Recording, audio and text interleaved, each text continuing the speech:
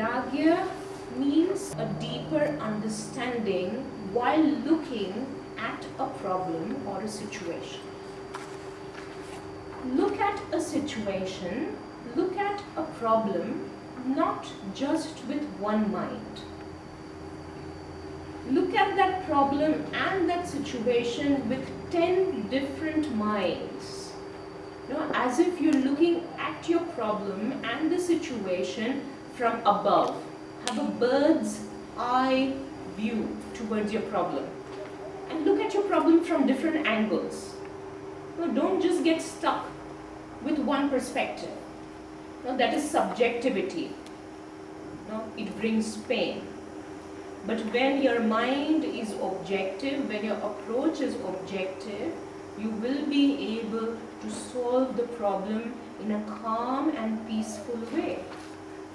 Whether that problem is in your personal life, whether that problem is in your relationship, or the problem is in your work life with your colleagues, or the problem is with your parents or siblings, wherever there is a problem, stop, breathe, take some time to observe, detach yourself from the problem, look at it from far with 10 different minds, and then act. This is Vairagya. There is this painter, what's his name? There was the great painter, Leonardo da Vinci. He said that whenever I paint, after I paint, I take a few steps behind to look at my painting so that I can look at my errors in a better way.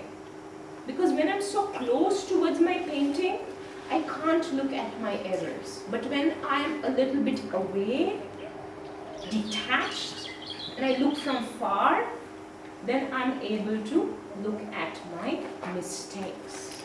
And then I'm able to criticize myself in a gentler and a healthy way, in a constructive way. So why don't we just go a little bit away, emotionally detach from ourselves and from our people, and look at ourselves and the people the way they are. And then you understand, in fact, oh, now I understand why he or she behaves like that. Because he or she cannot be me. That's why they always behave the way they are made to behave. They always do things the way they are made to do. So my guru used to give this example of a donkey and a horse. You place a donkey and a horse for a running competition.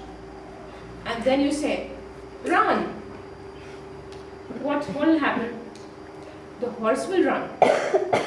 Then the donkey will run.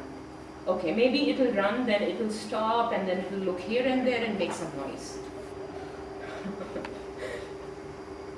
But then I get angry and I say that you donkey, you don't run like a horse. Why?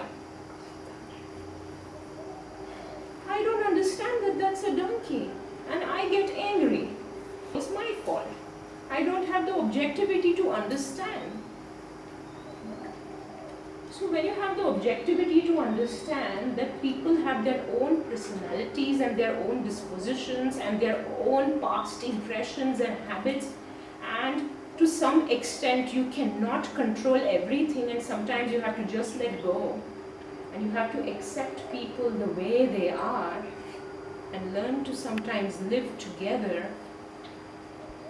because you understand that he or she really behaves because that's how she is made to behave. And when this understanding is in a family, then the family can function together, where you accept each other's differences and weaknesses, and you try to sort it out in a healthy way by understanding in an objective way. But when I say that no, my father and my mother and my husband should behave exactly in the way I like, this is not objectivity. Means I will like you only if you behave the way I like. You should behave exactly in the way I like. If you do not behave in the way I like, then I will get annoyed. So we put expectations on people, on small little things. But in a relationship, when there is understanding of the differences, and then you are able to grow in the differences in an objective way, then there will be growth.